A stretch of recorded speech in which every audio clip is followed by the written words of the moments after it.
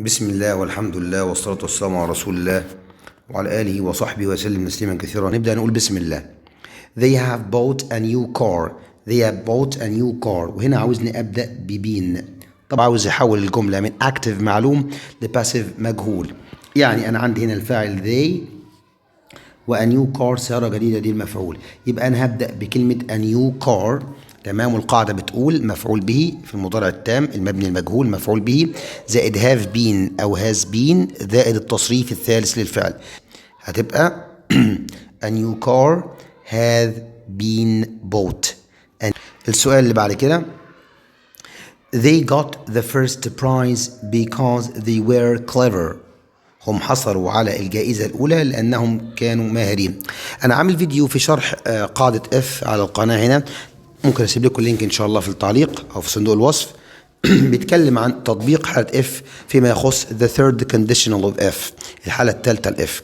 طيب أول حاجة يا جماعة وإحنا بنحل أي جملة بيطلب مني فيها استخدام F لازم يجي في دماغي على طول إن طول ما الجملة زمن ماضي بسيط يبقى أنا هستخدم الحالة الثالثة. طب إيه الاستراكشر بتاع الحالة الثالثة؟ يعني إيه القاعدة؟ القاعدة بتقول إيه؟ F زائد ماضي تام فاصلة ثم الناحية التانية الفاعل زائد would have أو could have أو might have زائد التصريف الثالث للفعل. طيب إيه تالت مش تاني تالت لازم أحطه في دماغي وأنا بستخدم F. وإحنا بنستخدم F يا جماعة بنفترض عكس اللي حصل، لأن F معناها لو، فأنا بفترض عكس اللي حصل. يعني الجملة بتقول هم حصلوا على الجائزة الأولى لأنهم كانوا ماهرين، يبقى لو لم يكونوا ماهرين لن يحصلوا على الجائزة الأولى. طيب تمام. طب إيه رابع النقطة الرابعة اللي لازم نحطها في دماغنا وإحنا بنحل باستخدام حالة F؟ إن الجملة اللي بتيجي بعد because هي اللي بتيجي بعد if، هي بتبقى جملة if. ولو ما فيش because لأنه في so يعني لذلك، فالجملة اللي بتيجي قبل so هي اللي بتيجي بعد if أو بتكون في جملة if. يبقى أنا المطلوب مني دلوقتي هقول if، طبعا because هتحذف if they ورا منها ماضي تام.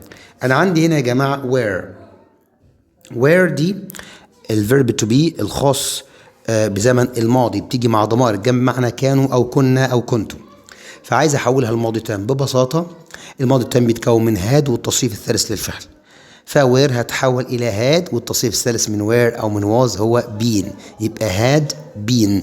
وناخد بالنا برضو لو جات لنا واز تمام هتحول برضو لهاد بين في الماضي التام، لأن هاد طبعا وراها تصريف ثالث والتصريف الثالث من واز وير هو بين. يبقى الجملة هتبقى if they، طبعا الجملة هنا مثبتة فأنا هخليها منفية، hadn't been clever كما they wouldn't have got the first prize. They wouldn't have got the first prize. واضح قدامنا يا جماعة؟ احنا افترضنا عكس اللي حصل بالظبط. Number 3 They will sell the house next week. تمام. أنا عندي هنا دي جملة في زمن المستقبل البسيط active مبني للمعلوم، وعاوزني هنا أبدأ يا جماعة ب the house. التي هنا كابيتال يبقى عايزني أبدأ بيها، يبقى عاوز أحول الجملة كده لباسيف مبني للمجهول. طيب قاعدة تحويل المبني للمعلوم إلى مبني للمجهول في زمن المستقبل البسيط بمفعول به زائد will be زائد التصريف الثالث للفعل.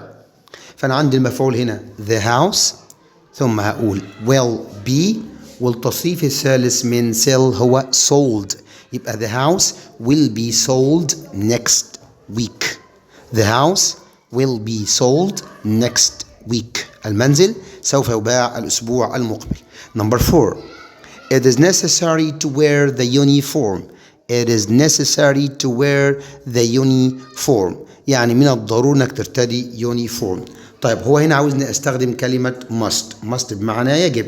طيب مباشرة لو انت عاوز تطبق القاعدة على طول دون او من غير ما تاخد بالك ايه اللي هيتشال وايه اللي هتحط مفيش اي مشاكل. ازاي الكلام ده؟ قاعدة must بتقول الفاعل زائد must زائد المصدر. طيب الفاعل هنا هقول you. طب جبته منين؟ لأن لما يجيب لي الجملة it is necessary to من الضروري أن، يعني it is زائد صفة زائد to أو it is important to دون أن يذكر الفاعل أو المخاطب، يبقى على طول الكلام ده موجه للمخاطب اللي هو you أنت، من الضروري لك أنت. يبقى هقول you ثم must ثم المصدر هنا wear the uni، بعد كده بكمل the uniform. You must wear the uniform. ايه بقى اللي اتشال يا سنة تالتة اعدادي؟ اتشال it is necessary to. دي معناها من الضروري ان. يبقى كده it is necessary to زائد المصدر بيساوي الفاعل زائد must زائد المصدر. يبقى الإجابة هتبقى زي ما قلنا you must wear the uniform. Number 5. Even though it was cold we swam in the sea. Even though بالرغم من الجو كان cold برد we swam عمنا in the sea. عاوزني استخدم although. although على الرغم من. although يا جماعة بتساوي في المعنى even though، برضو هي هشيل even though واحط مكانها although، فالجملة هتكون although it was cold we swam in the sea. Number 6. Although she is clever she got low marks. بالرغم ان هي شاطرة حصلت على درجات منخفضة. عايزني استخدم while. طبعا عشان ما تلخبطوش يا تالتة اعدادي while هنا مش حدثين قطع احدهما الاخر، لا، while هنا تدل على الكونتراديكشن التناقض، يعني زيها بالظبط زي although و even though. فانا برضو هشيل although واحط مكانها while معناها بينما او في حين. في حين ان هي شاطرة حصلت على درجات منخفضة. يبقى هقول ايه؟ while she is clever she got low marks. بعد كده number 7. I advise you not to spend much time on screen. I advise you not to spend much time on screen. طيب عاوزني استخدم هنا don't. عاوزني استخدم don't. طيب don't الدي كابيتال في اول الجمله، طبعا دي جمله فيها نهي ودونت تتبع بالمصدر. برضو لو انت او انت عاوز تحل على طول من غير ما تعرف ايه اللي هيتشال مثلا او ايه التغيرات اللي هيحصل، مفيش اي مشاكل، طبق القاعده على طول. تعال نشوف. هقول بقى don't، انا عاوز هنا المصدر. ايه المصدر؟ spend. ما انا حطيت don't مكان هنا مين؟ ركزوا كده I advise you not to، فهقول don't والمصدر spend. don't spend much time on screen. Don't spend much time on screen. Number 8. My friend said we are going to the park today. My friend said we are going to the park today. صديقي بيقول نحن سوف نذهب إلى الحديقة اليوم. عاوزني هنا استخدم where going. طبعا على طول انتوا شاطرين وعارفين ان هنا اصلا في quotation marks علامات تنصيص quotation marks. طبعا الكلام ده كلام direct مباشر وانا عايز احوله لكلام غير مباشر. هو هنا ساعدني شوية.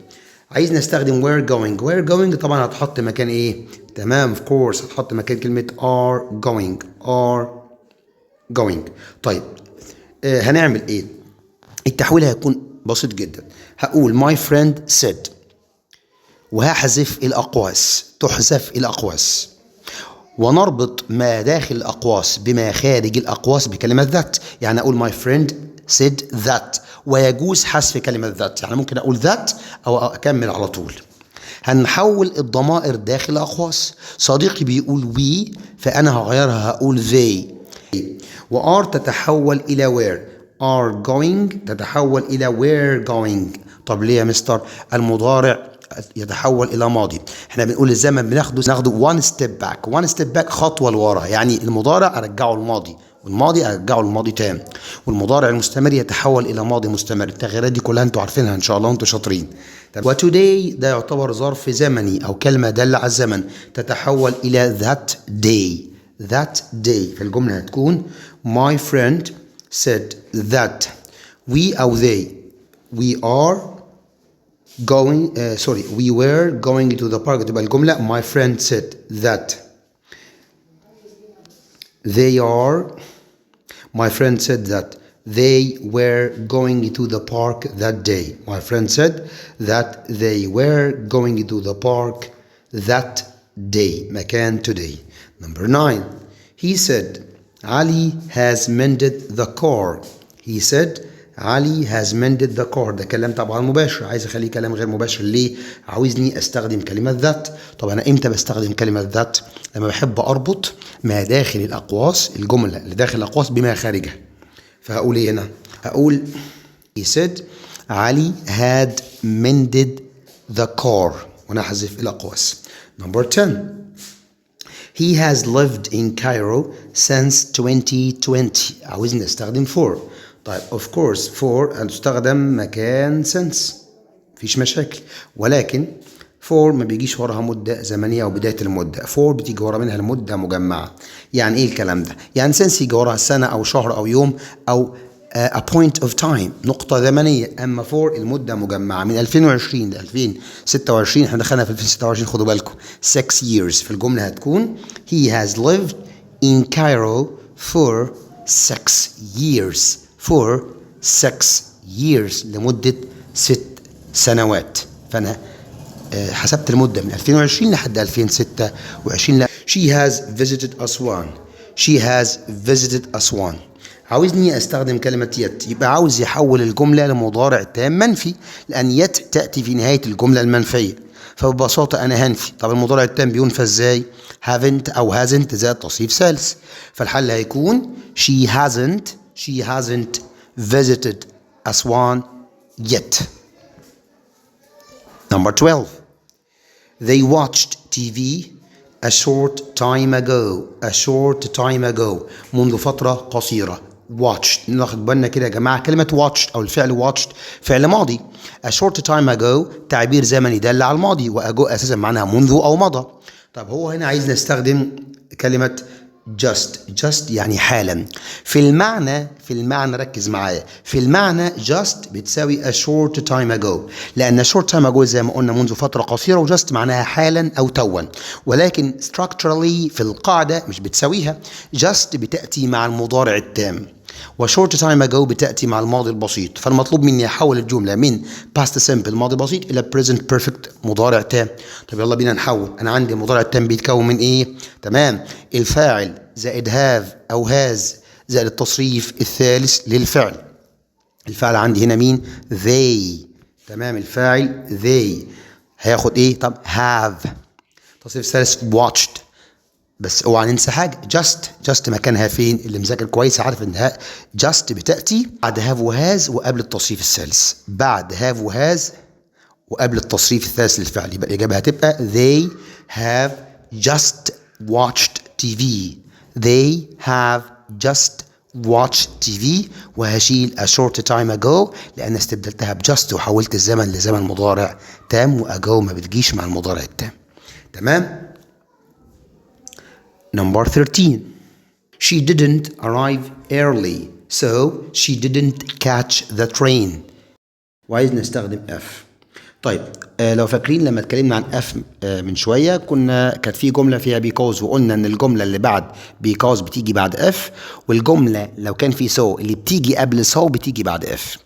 وان انا وانا بستخدم F تيجي في دماغي في الحالة الثالثة بيبقى في دماغي دول الستراكشر طبعا بتاعها، اللي هو اف زائد ماضي تام اللي هو الفاعل زائد هاد زائد تصريف الثالث الفعل، ثم الناحيه الثانيه فاصله، ثم الفاعل زائد would have او could have او might have زائد التصريف الثالث للفعل. وقلنا برضو ان انا وانا بستخدم اف بفترض عكس اللي حصل، بس في حاجه ما قلناش، ان انا بثبت الجمله المنفيه وبنفي الجمله المثبته. يعني المثبت ينفى والمنفي يثبت. فانا عندي الجمله الاولى هنا فيها نفي بديدنت هثبتها، والجمله الثانيه هنا فيها نفي برضو بديدنت هثبتها. تعالوا نحل مع بعض كده. يبقى الجمله هتكون ازاي بقى؟ she had arrived early. she would have caught the train. if she had arrived early she would have caught the train. وطبعا so هتحذف. Number 14. they visited the zoo so they watched their favorite animals. طيب هنا برضه هستخدم F وعندي برضه so. يلا الجملة اللي قبل so ونلاحظ كده ان الجملة هنا مثبتة visited، والناحية التانية برضه watched مثبتة، فهنين في الجملتين. تمام. تعالوا نشوف الحل مع بعض كده. F they hadn't هنفي بقى هنفي visited the zoo هشيل so. they wouldn't have watched their favorite animals. they wouldn't have watched their favorite animals. Number 18. he is too young to walk alone. he is too young to walk alone. هو صغير جدا أكثر من اللازم إنه يمشي وحده. الجملة دي يا جماعة تو زائد الصفة تو زائد المصدر تعطي معنى النفي. يعني الجملة دي معناها he can't walk alone، هو لا يستطيع أن يمشي وحده. he can't walk alone. يبقى حلها كده. Number 19. The last step is to turn off the lights. آخر خطوة إنك تطفي النور. آخر خطوة the last step of course دي بتساوي finally. The last step بتساوي finally. بس finally تتبع بكما. فالإجابة هتبقى finally ثم الفعل في المصدر على طول turn off the light. يبقى لو حبينا نجيبها بطريقة يعني أكثر دقة the last step هي الجملة اهي. The last step is to زائد المصدر بتساوي finally زائد المصدر. وانا بقى بقول لكم finally question number 20 واخيرا سؤال رقم 20 في الريرايت بيقول I played football yesterday said عمر. لعبت الكرة بالامس قال عمر. طبعا هنا في quotation marks علامات تنصيص يبقى ده كلام مباشر. هنا وعايزني استخدم عمر said that قال عمر أن that طبعا يبقى أنا كده هحول الكلام من مباشر لغير مباشر. فالجملة هتبقى إيه بقى؟ يلا عمر said that. ها تمام. نشيل الأقواس تحذف. تمام. I تتحول إلى هي. عمر بيتكلم عن نفسه بيقول I ده كلام مباشر بس الكلام دلوقتي هيبقى منقول أو غير مباشر. فإحنا هنقول عن عمر هي. ولو البنت أو بنت بتتكلم جوه الأقواس وبتقول I فأنا هغير الكلام هخليه شي. تغيير الضمائر وتغيير الظروف الزمنية والكلمات تدل على الزمان والمكان دي حاجات موجودة عندك في المنهج. حاول تذاكرها وتراجعها كويس لأنها مهمة جدا جدا جدا. يبقى الإجابة هتبقى عمر said that he البلايد ماضي بسيط احولها لماضي تام had played. وممكن نخلي الماضي البسيط زي ما هو يا جماعه. يبقى ممكن نغيره لماضي تام ويمكن ان يظل الماضي البسيط كما هو بس احنا خليها ماضي تام بقى. he had played football. تمام. واحول كلمه yesterday حد فاكر الى the day before او the previous day. يبقى الجدول بدا تغيير الظروف الزمنيه مهم جدا. يبقى وانا احذف الاقواس. دي كانت نهايه اهم اسئله الريرايت اللي موجوده في كتاب المدرسه وفي كتاب التقييمات. بسم الله والحمد لله والصلاه والسلام على رسول الله وعلى اله وصحبه وسلم تسليما كثيرا. ان شاء الله النهارده معادنا مع مراجعه على اهم 60 سؤال في منهج اللغه الانجليزيه للصف الثالث الاعدادي ذا فيرست سيمستر الترم الاول منهج الجديد 2026 ونقول بسم الله. السؤال الاول بيقول his purpose is to be a pilot. The word purpose means. طيب هو بيقول هنا هدفه أن يكون طيار. كلمة purpose هنا معناها طبعا of course هتبقى يا جماعة goal. السؤال الثاني they gave her a thumbs up. This means they thumb up أو thumbs up يا جماعة ارفع إنك ترفع صباعك أو الإبهام لفوق. ده تعبير عن agreed الموافقة. يبقى ده معناه إن هم agreed وافقوا. Number 3 I have 5 siblings. أنا عندي 5 أشقاء. كلمة siblings أشقاء معناها طبعا sisters and brothers أخوات وإخوة. Number 4 when he nodded عندما أومأ برأسه. كلمة nod يعني يومئ برأسه. we knew that he طبعا دي إيماء بالرأس للتعبير عن الموافقة. طبعا معناها برضو agreed. Number 5 their health has improved lately. The word lately here means صحتهم تحسنت مؤخرا. كلمة lately هنا بتساوي طبعا يا جماعة كلمة recently يعني حديثا. اوكي طيب السؤال اللي بعد كده. السؤال هنا بيقول AI has a lot of benefits that help us. Benefits here is like. طيب هو عايز مرادف كلمة benefits فوائد طبعا advantages. Number C.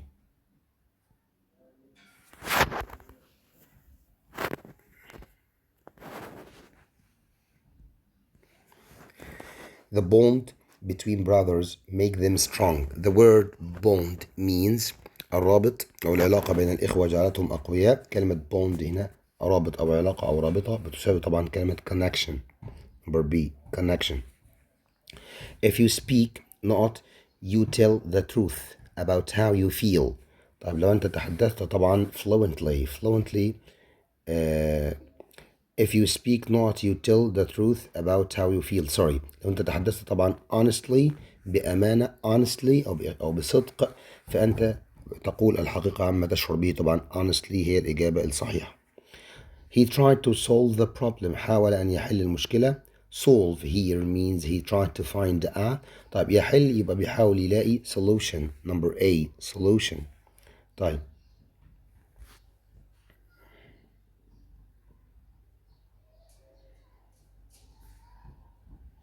نقطة بعد كده these stories are not they are related to history مرتبطة بالتاريخ related to history يبقى historical يعني تاريخية أو متعلقة بالتاريخ. بعد كده في نماذج من كتاب التقييمات question number 11 the new phone التليفون الجديد is very not since it can connect to the internet take photos and translate languages. طيب التليفون الجديد طبعا يمكنه الاتصال بالإنترنت طبعا يبقى ده سمارت فون smart يعني تليفون ذكي. number B. number 12 he is greedy هو طماع and not he thinks only about his benefit بيفكر دايما في فئته ومصلحته في فائدته ومصلحته. حد بيفكر في مصلحته يبقى طبعا selfish يعني أناني. برضو ركز يا جماعة على النماذج اللي موجودة في كتاب التقييمات والأسئلة في كتاب التقييمات إن شاء الله لأنها موضع أسئلة برضو في الامتحان. طيب النقطة اللي بعد كده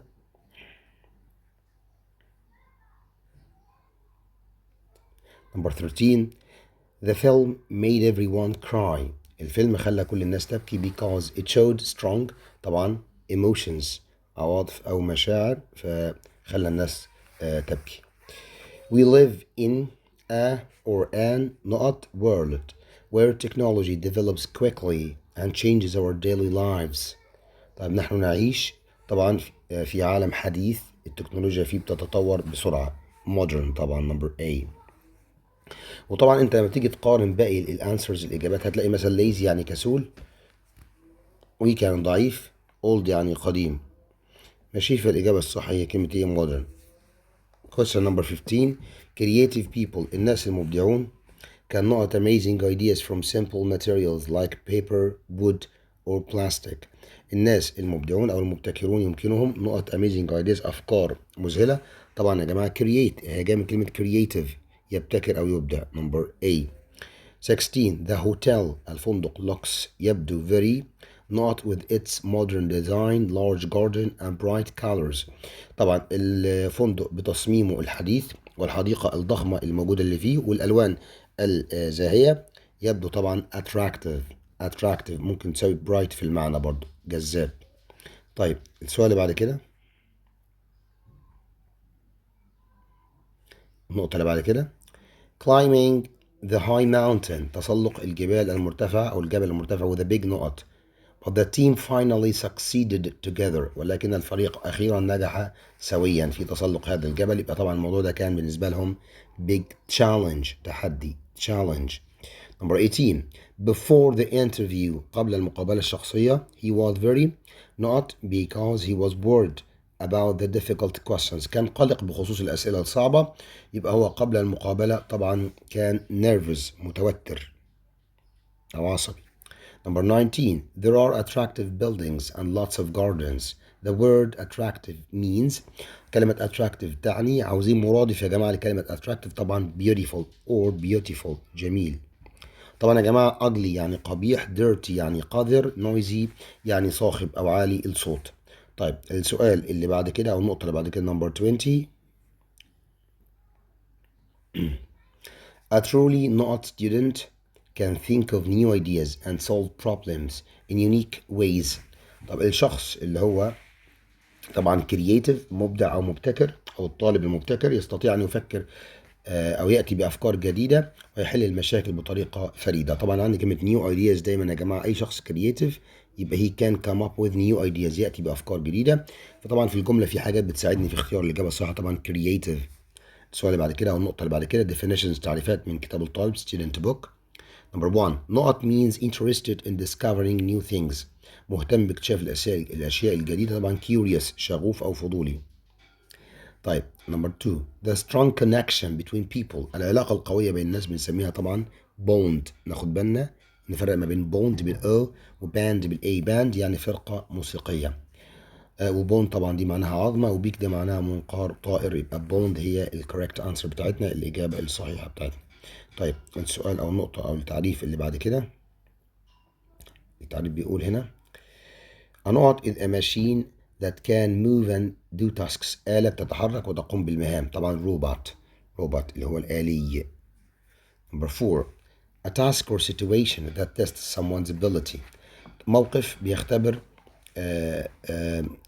قدرة الشخص أو قدرات الشخص ده بنسميه طبعا challenge يعني تحدي. number C.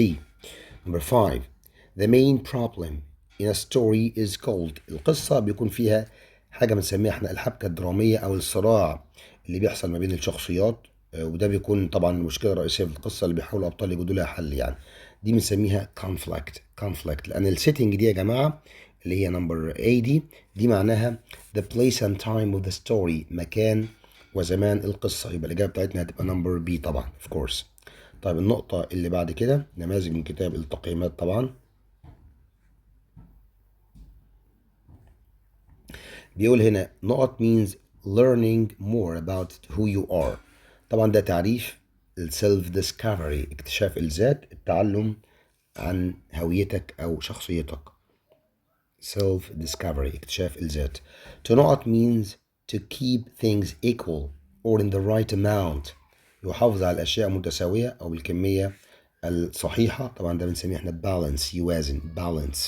balance يوازن أو توازن. Okay, move on to the next question. السؤال اللي بعد كده. السؤال بيقول نقط means the ability to make new ideas. خلاص اتفقنا new ideas على طول يبقى creativity، الإبداع والابتكار. Number 9 means the ability to understand and share someone else's feeling.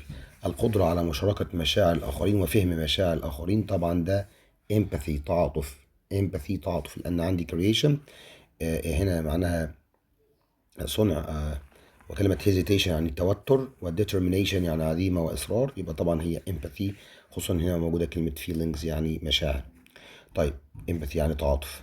Number 10 نقط means guiding people, solving problems and working for the common goal. العمل من أجل هدف مشترك، حل المشاكل وإرشاد الناس. طبعا leadership يعني القيادة، يعني كلمة leader يعني قائد.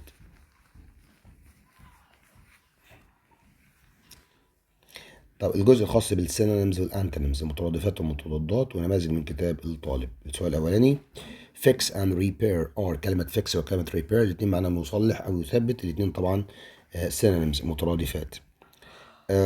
The word advance كلمة متقدم أو حديث،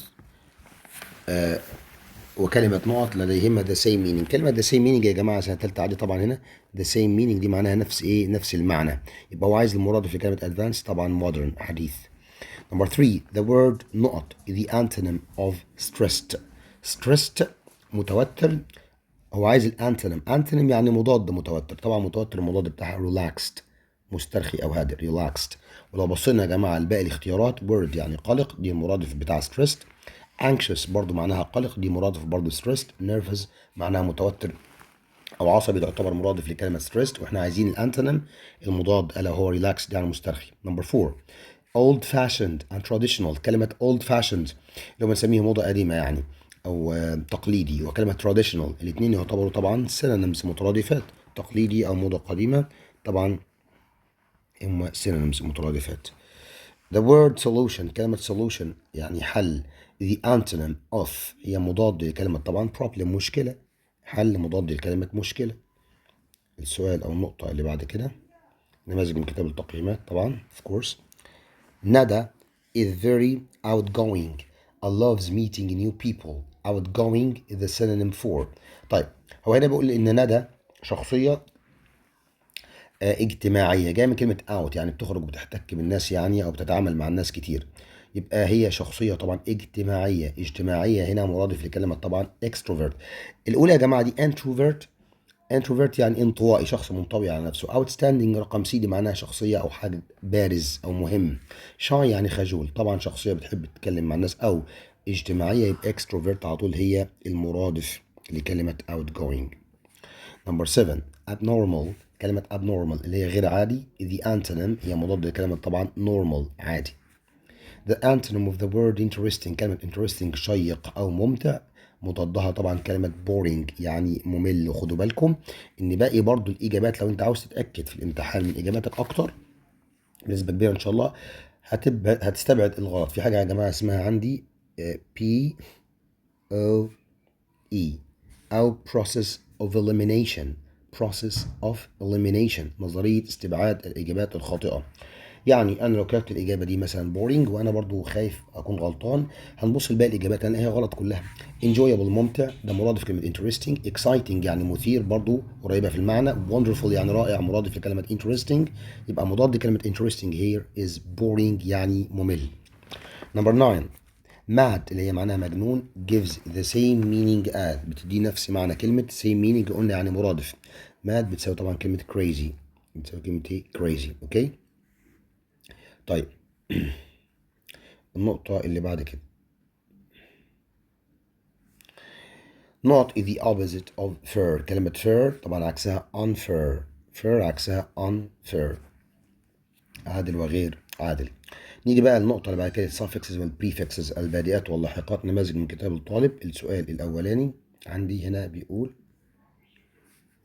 we add the suffix not to get the noun from the adjective kind. ساعات تلاقي السطر كله تحسه كده complicated، معقد شويه ان انا اقراه كله كده. لا انا عايزك تركز على الكلمه اللي ما بين quotation marks، اللي ما بين علامات تنصيص يا جماعه، اللي هنا في علامات تنصيص، الفاصلتين دول اللي من هنا ومن هنا.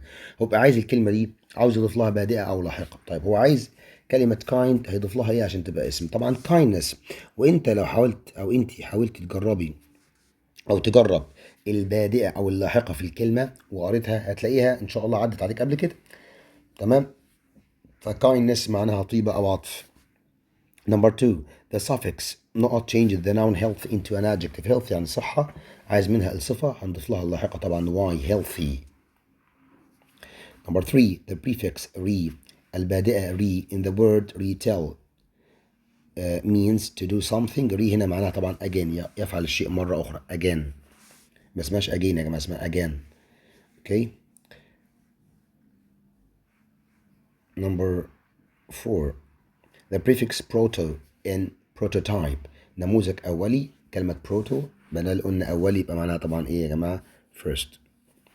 The prefix miss، البادئة miss في كلمة misunderstanding. طبعا understanding يعني فهم، misunderstanding يعني سوء فهم أو فهم غلط، يبقى طبعا wrongly. طيب بعد كده عندي نماذج من كتاب الطالب، سوري من كتاب التقييمات. السؤال بيقول we add the prefix not to give the opposite of able عاوز أعكسها. طيب هحط لها اللاحقة طبعا أو البداء disabled يعني من ذوي الهمم. we add the prefix not to give the opposite of patient. 99% من الصفات اللي بتبدأ بحرف ال P يا جماعة بننفيها بال IM. patient صبور، impatient غير صبور. Number 8. Students were excited to hear about the Grand Egyptian Museum. طيب هنا عاوز يحط هنا لاحقة لكلمة excite لوصف الطلبة. الطلبة طبعا كانوا طبعا الطلبة دول شخص أو إنسان يعني. لما أحب أوصف المشاعر الشخصية باخد الصفة المنتهية طبعا ed excited متحمسون. We add a suffix not to make the adjectives from understand. كلمة understand يفهم، طب شخص متفاهم طبعا understanding رقم A. بعد كده number 10. To turn the adjective critical into an adverb we add the suffix. طب هو هنا عايز يحول الصفة critical نقدي إلى حال، يعني بشكل نقدي. الحال طبعا هضيف له ly critically، يبقى الإجابة هتبقى رقم A critically. طيب collocation مترجمات لفظية، طبعا نماذج من كتاب الطالب. السؤال الأولاني when you not mentally you can make wise decisions. عندما طبعا هنا grow mentally تنمو ذهنيا وعقليا أو فكريا، يمكنك اتخاذ قرارات حكيمة. طبعا دي collocations grow mentally يعني ينمو ذهنيا أو عقليا. Number 2. smoking has a bad note on your health. طبعا أنا عندي هنا كلمة affect و effect. الأولى affect دي verb فعل، effect الثانية بالإي دي noun اسم. أنا عندي هنا صفة اللي هي bad سيء، والصفة تتبع باسم على طول، يبقى bad effect تأثير سيء on your health على صحتك. السؤال اللي بعد كده بيقول you have to stay in not with your family. يجب عليك أن تظل على نقط بعائلتك. طبعا stay in touch with يظل على اتصال مع. for the Egyptian policemen رجال الشرطة المصريين نقط us safe. طبعا هي keep us safe. keep زائد مفعول زائد صفة، keep us safe يعني يحافظوا على أماننا. 5. عمر and his group، عمر ومجموعته wrote not everything they noticed. قاموا بتسجيل وتدوين كل شيء لاحظوه. طبعا write down الماضي منها wrote down يعني يدون أو دون. number A. النقطة اللي بعد كده number 6. صلاح not his fame when he played in England well. طيب فيم يعني شهرة، ودي حاجة معنوية يا جماعة. كلمة فيم دي معناها شهرة، دي حاجة معنوية زيها زي knowledge، زيها زي information. طبعا بتاخد الفعل gain his fame أو gained his fame يعني اكتسب شهرته. حسن decided to not responsibility. طبعا responsibility بتاخد الفعل take responsibility يعني تولى المسؤولية. Number 8 artificial intelligence الذكاء الاصطناعي allow the robot بيسمح للآلي to not decisions طبعا قرارات، بتاخد الفعل make decisions. لو رجعتوا انتوا important prepositions and expressions تعبيرات وحروف الجر الهامة الخاصة بكل يونت هتلاقوا موجود make decisions. وطبعا برضو كلمة decision collocations collocates with make أو make collocates with decisions يعني هي من ضمن المتلازمات اللفظية، يتخذ قرارات. وطبعا make برضو بتيجي مع make mistakes وبرضو make difference يصنع فارق. Number 9 great projects المشروعات الكبرى are not out in Egypt now. طيب are طبعا carried تقام أو تنشأ في مصر. Number 10 you shouldn't not your time playing games and watching TV. لا يجب عليك أن تضيع وقتك أو أن تقضي وقتك في الألعاب ومشاهدة التلفاز. طبعا spend time يعني يقضي وقته. بسم الله والحمد لله والصلاة والسلام على رسول الله وعلى آله وصحبه وسلم تسليما كثيرا. بسم الله وما توفيقي إلا بالله عليه توكلت وإليه أنيب. إن شاء الله النهاردة معادنا مع أهم أسئلة تصويب الخطأ. السؤال السادس في ورقة الامتحانية الشهادة الإعدادية 2026. طيب اشوفوا عارفين يا جماعه الغرض من الفيديو اللي انا بعمله ومن اي فيديو بعمله على القناه مش ان احنا هنركز بس على الاسئله اللي بتيجي في الامتحان، لكن هي how to answer these questions اللي هي السكيلز المهارات او ايه اللي محتاجينه عشان نجاوب الاسئله دي. تمام. دايما انا بقول قاعده عامه ان شاء الله تمشي عليها في اي امتحان search for the clue فتش عن الدليل او المفتاح. وده الكلمه دي او السلوجان ده بكرره في معظم الفيديوهات ان شاء الله اللي انا عملتها يعني lately مؤخرا. طيب أول حاجة هنا she has never saw snow. طيب أنا هنا عندي has وعندي never. تمام. يبقى على طول احنا في زمن المضارع التام. طيب يبقى أنا عايز التصريف الثالث من so ألا وهو طبعا seen. Number 2 Dalia has learned English not 10 years. طيب أنا عندي هنا مضارع تام has learned وعندي هنا since 10 years. طيب since يا جماعة معناها منذ، لا تتبع بمدة مجمعة، يعني تتبع a start of a point بداية مدة زمنية، يعني يجي وراها سنة أو شهر، ما بيجيش وراها مثلا عدد سنين أو عدد شهور. طب مين اللي بيجي وراها عدد سنين وشهور؟ طبعا of course هي for. Number 3 يقول لي في number 3 if she had بين قوسين leave early she would have caught the train. طيب أنا عندي الكلو بتاعي هنا، عندي الكلوز بتاعتي هنا، عندي F وعندي تمام would have caught the train. يبقى احنا كده the third conditional في الحالة الثالثة if ماضي تام. طب أنا محتاج ماضي تام، أنا عندي هنا الفاعل زائد had، يبقى أنا عاوز التصريف الثالث من leave ألا وهو left. Number 4 they بين قوسين when if they had played as a team. طيب أنا عندي هنا بقى F في النص، F في النص بعد منها ماضي تام، يبقى أنا محتاج قبل منها إيه؟ تمام الفاعل that would have أو could have أو might have ده تصريف الثالث للفعل، فهتبقى الإجابة would have won. Number 5 the letter will be next week. طيب أنا عندي هنا next week طبعا ده زمن مستقبل الأسبوع القادم، letter مفعول به will be أوكي طبعا will be زائد ال PP أو التصريف الثالث للفعل من كلمة send ألا وهو طبعا of course sent بالتي. Number 6 when will the test بين قوسين correct by the teacher. طيب أنا عندي هنا برضو كلمة استفهام زائد will وعندي هنا إيه الكلو بتاعتي المفعول به test مفعول به، يبقى أنا كده في الباسيف في المبني المجهول future passive المبني المجهول في زمن المستقبل. طيب كلمة استفهام زائد will زائد مفعول زائد be والتصريف الثالث، يبقى when will the test be corrected. تمام. Number 7 I think you بين قوسين must take a break it's my advice to you. طب فين الكلو بتاعنا؟ سامع حد بيقول هنا مكتوب it's my advice نصيحتي ليك، يبقى طبعا هستخدم should instead of must، الإجابة هتبقى should. Number 8 to ask open-ended question to the readers. طبعا وجود الفعل في أول الجملة ده بيستلزم إن يكون مصدر الفعل أو الجملة الامبerative sentence الأمرية تبدأ بمصدر، يبقى على طول مصدر بدون to، الإجابة هتبقى of course هتبقى ask، هشيل to وهخلي ask وطبعا هخلي ال A capital. Number 9 not be afraid to make mistakes they are part of learning. طيب انا هنا عندي not be دايما يا سنه ثالثه اعدادي لما يجيب لي not وبعد منها فعل يبقى هو هنا عايز ينفي الفعل. طيب انفيه ازاي؟ طبعا of course هقول don't be don't زائد المصدر don't be afraid. Number 10 علي بين قوسين say that his teacher was very helpful. طيب ايه الكي هنا؟ ايه الكلو بتاعي اللي ممكن ان شاء الله استخدمه عشان يساعدني في الحل؟ انا عندي هنا that تمام، وعندي هنا was زمن ماضي يبقى ده على طول indirect speech كلام غير مباشر. يبقى علي said that say هحولها الى said. نقول my father أبي said that he not أو that he can help me with that homework. طيب أنا عندي هنا دلائل يا جماعة. that هنا أساسا كانت this تمام، وكمان في that هنا اللي موجودة اللي بربط بيها الجملة اللي داخل الأقواس بالجملة اللي خارج الأقواس، الكلام ده غير مباشر.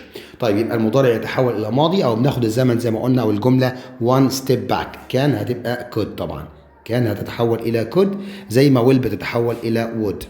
طيب السؤال نمبر 12 the rooms tidy by ملك already. أنا عندي هنا كلمة by ملك by ثم نائب الفاعل، وعندي the rooms مفعول به تمام، وعندي already هنا كلمة دل على زمن المضارع التام. يبقى أنا عاوز مبني للمجهول في زمن المضارع التام اللي هو بيتكون من إيه؟ تمام، مفعول به زائد have been أو has been زائد تصريف الثالث للفعل. طيب يبقى أنا عندي رمز الأوض طبعا أو الحجرات طبعا دي جمع، يبقى أقول have been tidied have been tidied. Number 13 she studied English since she was a child since she was a child. طبعا since زائد ماضي بسيط since زائد ماضي بسيط يبقى على طول أنا محتاج مضارع تام، يبقى أقول طبعا she has studied. Number 14 if أسماء بين قوسين sell her house she would have got much money. اوكي لسه قايلين الحالة الثالثة if زائد ماضي تام والناحية الثانية بيكون الفعل زائد would have زائد التصريف الثالث للفعل، فأنا محتاج ماضي تام. طبعا عندي هنا الفعل sell فأنا عايز had وتصريف ثالث، فهقول طبعا had sold. Number 15 if he بين قوسين revise well he would have got high marks. برضو الحالة الثالثة من F أنا عاوز بقى ماضي تام يبقى had revised. Number 16 my mother بين قوسين can probably do the shopping tomorrow. طيب أنا هنا عندي tomorrow مستقبل وعندي probably من المحتمل طبعا الحاجات دي يا جماعة تدل على المستقبل يبقى اختار will طبعا، يبقى my mother will probably. Number 17 we mustn't بين قوسين to be unkind and unfair to others. طبعا must أو mustn't تتبع بالمصدر والمصدر بدون to يبقى الإجابة هتبقى be we mustn't be. Okay number 18 he should done his homework. الكلو بتاعي هنا should الفاعل زائد should زائد المصدر، ايه المصدر من done؟ طبعا do he should do. Number 19 finally we should write an introduction we should start with it. طيب الكلمات اللي بتدل على الترتيب اللي هي succession words اللي هي first then after that finally. طيب finally معناها واخيرا، دي بتبقى اخر نقطة او اخر ستيب اخر خطوة. لو قرينا كويس يا سنة ثالثة اعدادي هنلاقي في الاخر مكتوب ايه؟ we should start with it يجب ان نبدأ بها، يبقى بدل نبدأ يبقى على طول هتبقى طبعا الإجابة first اولا او في البداية first. Number 20 she بين قوسين come up with a good idea for the project yesterday. طيب أنا هنا ممكن حد يستعجل ويقول أخليها comes عشان مفرد غائب، ولكن هنا أنا عندي keyword دل على الماضي اللي هي كلمة yesterday يبقى الإجابة هتبقى came. Number 21 آدم بين قوسين say it was an interesting story. طيب it was إنها كانت خلاص يبقى الكلام ده في زمن الماضي غير مباشر يبقى هقول آدم said. Number 22 وآخر سؤال تقريبا عندي النهاردة إن شاء الله بيقول لي حسن بين قوسين tell them that they would buy a new mobile the following week.